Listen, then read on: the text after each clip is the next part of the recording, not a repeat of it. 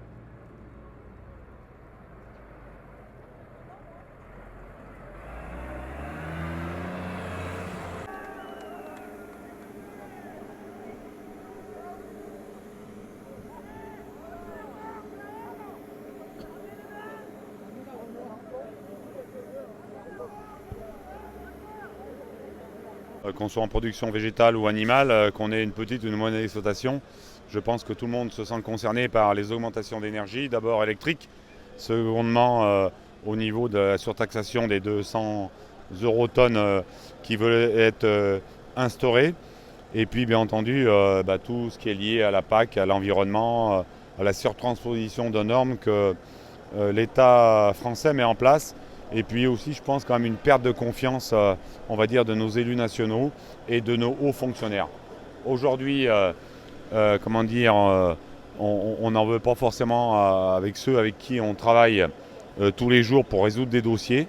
Par contre, ils ne peuvent pas forcément être responsables de ce qui est décidé par les hauts fonctionnaires. Et puis des transactions, à mon avis, secrètes qu'il y a entre, on va dire, l'Europe et la France, entre des hyper grandes entreprises et l'État français. Donc voilà, je pense qu'il faudrait qu'on se pose quand même quelques questions, notamment quand un Bruno Le Maire nous explique que c'est lié, la hausse de l'électricité est liée à la problématique de la guerre en Ukraine. Il n'y a pas que ça. Enfin, je veux dire, il y a une arène avec des gouvernements qui ont vendu notre pays, à mon avis, aux Allemands sur l'énergie. Et je suis l'allié, comme tous les écologistes, du monde agricole en général. C'est-à-dire comment on a un monde agricole qui peut vivre. C'est d'abord une crise sociale, ce qui est exprimé ici, parce qu'ils se font bouffer la laine sur le dos par l'agro-industrie, l'agroalimentaire, la grande distribution, les traités de libre-échange, que tous les gouvernements successifs encouragent ce système où seulement certains captent la plus-value et puis